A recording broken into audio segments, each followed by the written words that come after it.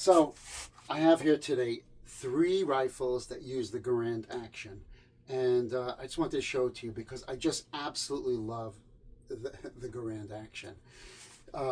So we have here 3 rifles. We'll start off with the big boy, the M1 Garand. I have over here the M1 Carbine and the Mini 14.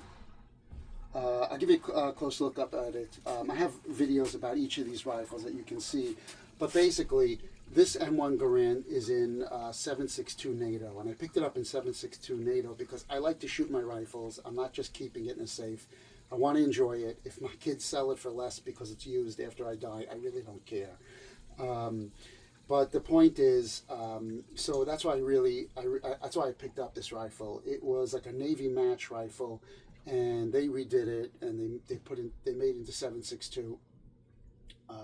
So it's really a fun shooter. Also, this is the M1 Carbine. It uses 30 carbine, as you know, and the Mini 14, which is in 5.56. Now, obviously, the 7.62 NATO cartridge is a lot larger than the Mini 14 5.56, also than the 30 carbine. But I just thought I'd give you a quick overview of it, and we'll take it from there. So I think we would start off with, I kind of want to save this for last. I just love this baby. And that's what's great when you buy old guns. Like, you can't, if they were to make this gun today, it would cost like 20 grand. I mean, to machine out these parts and the wood and put it all together, there's no way they can make it today. So in my view, when you buy a World War II rifle, you're really just getting, it's a bargain, whatever you're paying for it, because you're getting a hand-machined thing, something made, and aside from the historical value that perhaps a soldier used this to help save democracy, you know, and whatnot. So I'll give you a quick look at it. Here's the closest one, the Mini 14. And you can see, just look at that bolt. See that? And then look, the M1 Carbine bolt. And then look at the M1 Garand bolt. See, very, very similar. In fact, you could see over here, look inside. See that? If you can see that, very much the same as here. So the genius, actually, of the Mini 14 is that I think it was Bill Ruger. He saw these other rifles and he's like, "Oh, that's amazing." I mean, who wouldn't think they're amazing? That they're not amazing. They're great. And he's like, "I love the action. It's great, but it's too expensive to make." So what I'll do is we'll take the parts, and really I think it was an M14, which obviously I don't have, and he changed the parts. I guess shrunk them for a 5.56 round, and he just cast it. So instead of machining all of these parts, he created a cast, and then you can cast them. You know, you just pour hot steel into a mold, and you can cast hundreds at a time. So that brings down the cost. So the Mini 14, I actually had gotten this one first, and I just love the action. Let me see if I could show it to you.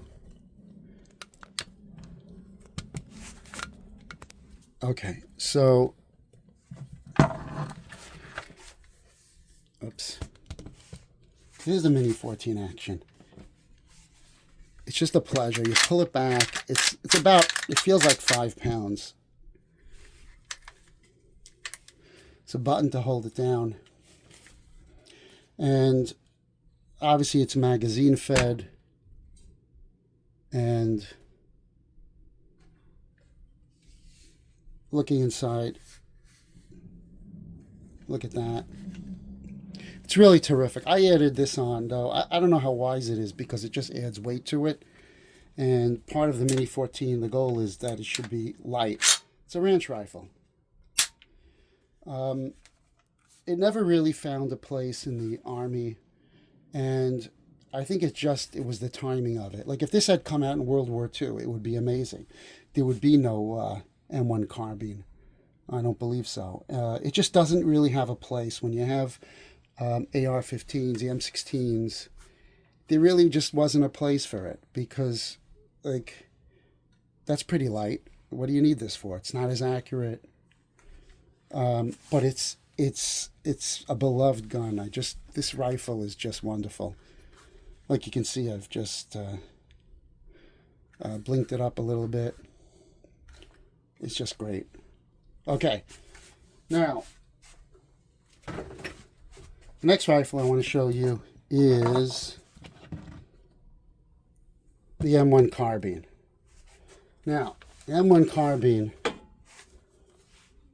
sorry, don't have a lot of space here. M1 carbine, very easy to pull back. It's actually easier than the Mini 14. It has the same button to hold it. See the bottom. Very similar. The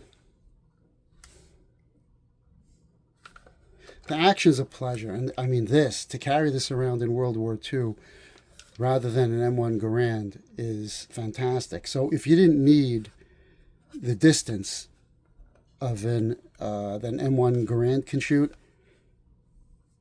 like let's say you were a scout or a chef and just wanted to have something, this was the thing to have. This is terrific. And really what amazes me about these rifles, this and the M1 Garand, is the resources that the United States government gave to their soldiers. I mean, they were the only soldiers who had a semi-automatic rifle for the most part. The Germans didn't have it. They had the K98 rifle. So to give this to them is really something. It just shows the dedication that there was to the fighting the war. So this is a great rifle, a fun rifle. And I did have some issues with the springs. I guess I got some here. With the springs breaking, they use new old stock. So that's the story of that. Then I wanted to show you this. My M1 Garand. I just love this rifle. But the thing to know about the rifle is the other rifles are actually pretty light. The M1 carbine is lighter than the Mini 14. It's really a light rifle. This is like the granddaddy of the Mini 14. So if you like the Mini 14, and that's, I guess, my point. If you like the Mini 14, you have to pick up the M1 Garand because that's like just the granddaddy of it. And I'll show you that. This is heavy. This weighs like about 3 M1 carbines. And I'll give you a look at that. The action. Same thing, the rotating bolt. But this, you have to be a man. I mean, they weren't making it easy for you in World War II. Look at that. So this has the this white piece here, if you can see that. That prevents you from putting in a 30-06 because most of these rifles were 30-06. This was converted, and they don't want you to accidentally put in 30-06 and it'll just blow up in the breech, and because the 30-06 is longer. You also want to prevent Garand thumb, being careful to load it. Here's the bottom of it.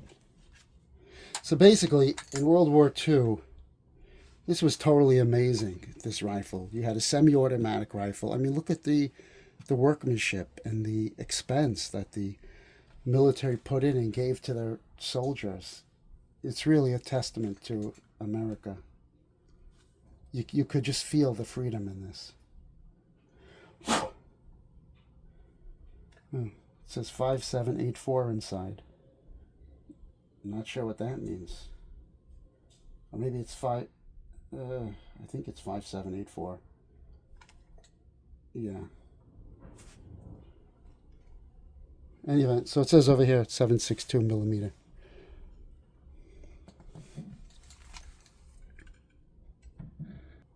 So I did want to show you, just load it.